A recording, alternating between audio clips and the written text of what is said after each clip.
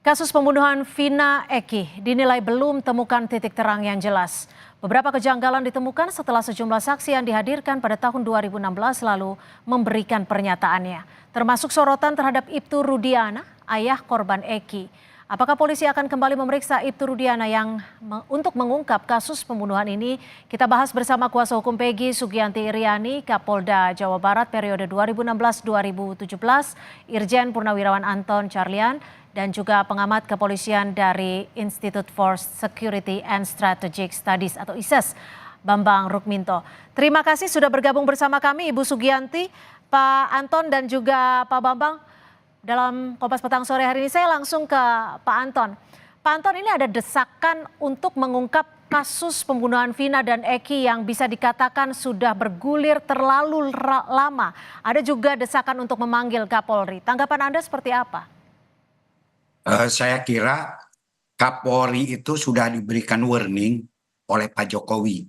Jadi saya kira masalah penyidikan ini cukup ditangani oleh Polri dan cukup ditangani oleh Polda Jabar. Dan di dalam hal ini pun juga Polda Jabar sudah mendapat asistensi dari Mabes Polri, baik dari Propam maupun dari lapor dan lain-lain. Jadi di dalam hal ini kita percayakan saja karena garda terdepan daripada penegakan hukum adalah penyidik. Jadi tidak usah terlalu melebar. Adapun masalah ini berlarut-larut, memang menurut saya masih ada waktu. Ini belum beberapa bulan. Tapi begini, maaf saya potong Pak Anton. Spekulasi di masyarakat jadi berkembang terlalu luas. Ada seperti bola liar. Apakah ini sudah tidak terlalu berkepanjangan? Saya kira begini. Dan di dalam masalah penegakan hukum itu, di dalam aspek legalitas, justru yang paling harus dihindari itu adalah opini.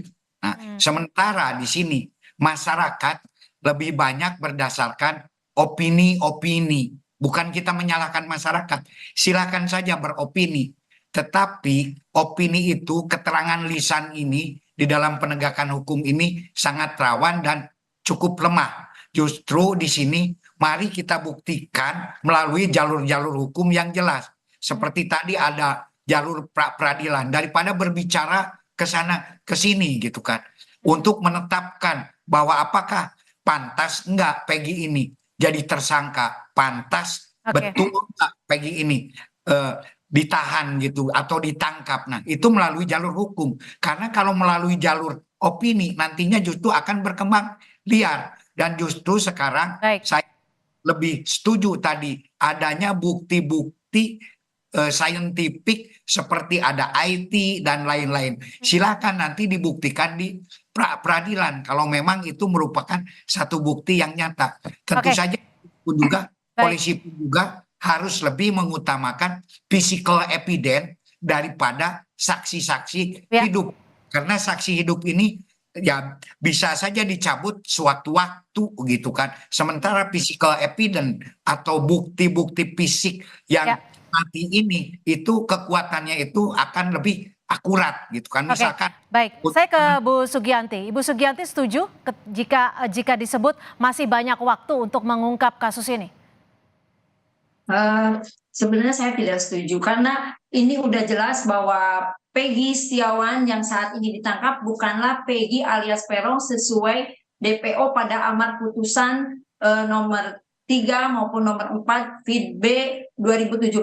Karena di dalam jika memang pihak Polda akan melakukan penangkapan terhadap DPO sesuai dengan amar putusan, haruslah menangkap DPO, ciri-ciri DPO yang ada di amar putusan tersebut, bukan Peggy Setiawan bin Rudi. Karena Peggy, kalau memang pihak Polda menduga Peggy Setiawan bin Rudi ini adalah merupakan salah satu tersangka juga, harusnya dilakukan pemanggilan terhadap Peggy Setiawan ini sebanyak 3 kali panggilan secara patut. Karena Peggy Setiawan ini tidak sesuai dengan ciri-ciri DPO yang ada di amar putusan. Oke, Bu Sugianti, tapi bagaimana dengan apa ya yang sempat terungkap saat ini di masyarakat bahwa saat itu ayah Eki, Ibtu Rudiana ikut menangani kasus ini?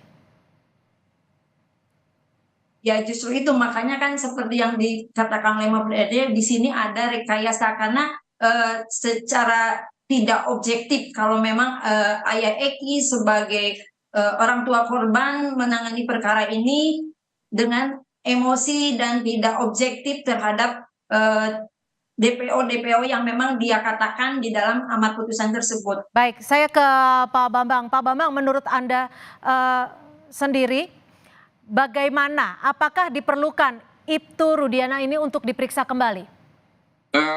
Terkait dengan Ibtu Rudiana tentu memiliki peran yang sangat penting karena dia salah satunya adalah sebagai pelapor dan orang tua korban, kemudian juga sebagai penyidik di kepolisian gitu loh. Apakah dia terlibat dalam upaya penyidikan atau tidak? Ini tentu harus diklarifikasi oleh kepolisian.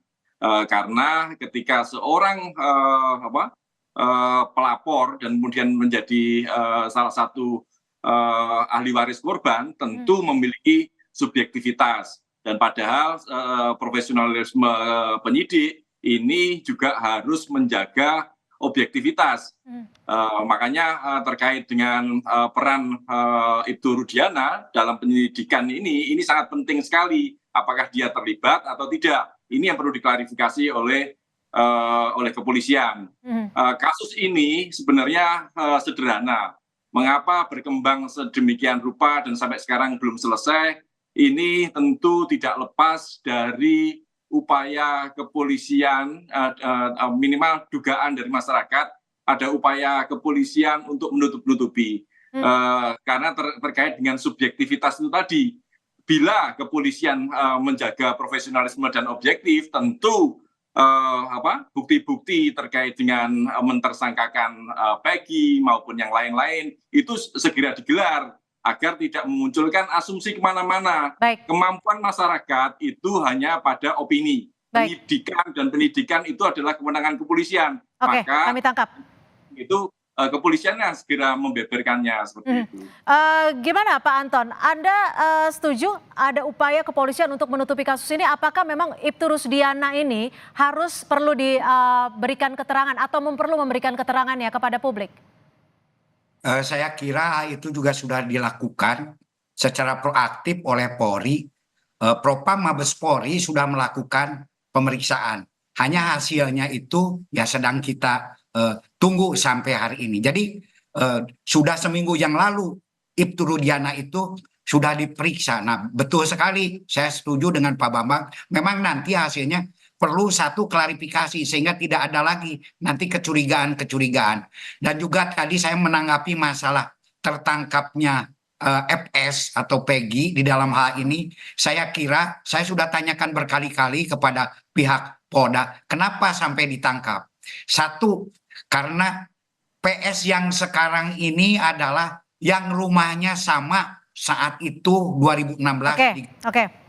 Tapi kedua, perlu tidak ada penjelasan dari Kapolda Jawa Barat untuk menjelaskan atau terkait dengan hasil pemeriksaan terhadap Ibtu Rudiana, ayah dari korban Eki? Saya kira saya setuju sekali gitu kan. Nah, justru di sini nanti kita akan tahu bagaimana hasil propam itu sendiri, dan bahkan saya yang pertama kali mengusulkan agar diadakan audit penyidikan gitu. Tapi apa sih Pak Anton sebenarnya yang saat itu terjadi ketika pemeriksaan penyelidikan di tahun 2016 terkait dengan keberadaan Ibtu Rudiana sendiri? Jadi Ibtu Rudiana itu sendiri justru adalah sebagai pelapor dan ditariknya ke Polda itu justru untuk menjaga netralitas. Nah, apakah yang bersangkutan ini punya peran di dalam menangkap langsung ataupun yang lain-lain, kan itu bisa dikonfrontir dengan para tersangka yang sekarang. Apakah betul ditangkap oleh Ibtu Rudiana? Sementara di dalam surat perintah tugas penyidikan, Ibtu Rudiana itu tidak termasuk di dalam surat perintah penyidikan maupun surat perintah penangkapan. Jadi hal ini pun juga kita jangan berpersepsi, tapi harus betul-betul dibuktikan. Dan saya yakin dan percaya kalau memang itu dilakukan, nanti bisa dikonfrontir apa betul dibawa ke kantornya. Nah, sementara hasil yang kami dapatkan dari Polda Jabar maupun Polda Cirebon itu tidak ada. Bahkan setelah itu Ibtu Rudiana pun juga sekolah ke Sukabumi. Soal dugaan saat salah satu saksi Liga Akbar yang dimintai ataupun sempat berbicara dengan Ibtu Rusdiana dan kemudian langsung dibawa ke kantor kepolisian untuk dimintai keterangannya seperti apa? Liga Akbar itu apakah yang jadi tersangka sekarang atau bukan? Salah satu saksi. Saksi, bukan. Itu kan yang ditangkapnya para tersangka sekarang yang ada di dalam. Bisa ditanyakan apa betul yang menangkapnya Ibtu Rudiana. Kalau saksi itu bisa saja saksi gitu kan. Walaupun oh iya Liga Akbar misalkan yang mengatakan bahwa ada terjadi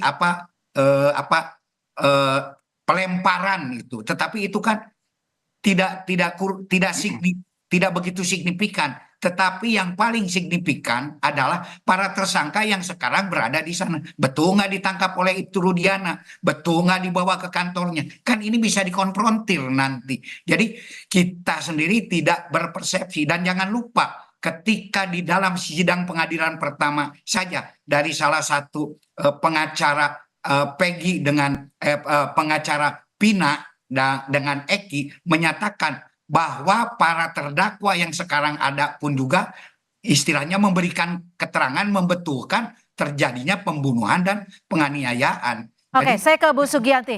Bu Sugianti, bagaimana Anda melihat terkait dengan rangkaian kasus ini saat ini? Ada desakan juga agar Liga Akbar berbicara jujur dan juga Liga Akbar sempat mencabut BAP-nya.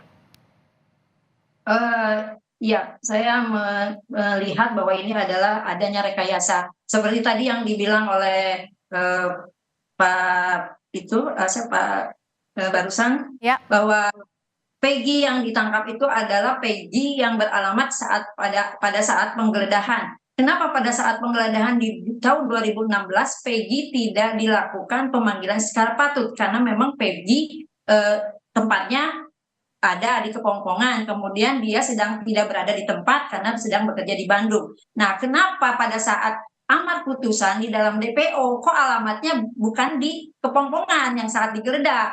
Karena kan kewajiban dari pihak kepolisian itu melakukan klarifikasi, harusnya melakukan pemanggilan dulu.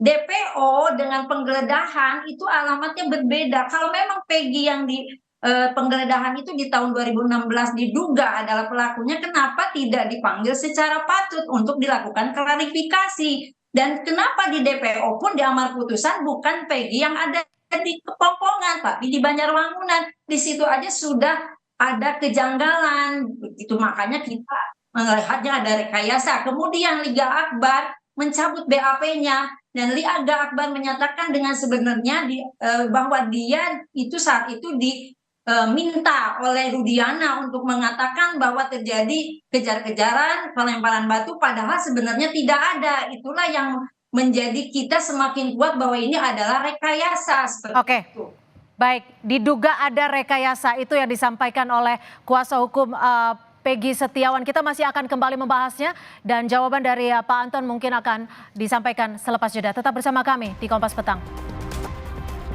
Terima kasih Anda masih bersama kami di Kompas Petang. Saya langsung ke Irjen Purnawirawan Anton Carlyan, Kapolda Jawa Barat periode 2016-2017. Saat ini Pak Anton, banyak desakan dari masyarakat untuk ada statement resmi dari penyidik saat ini tentang keberadaan atau maksudnya kasus ini.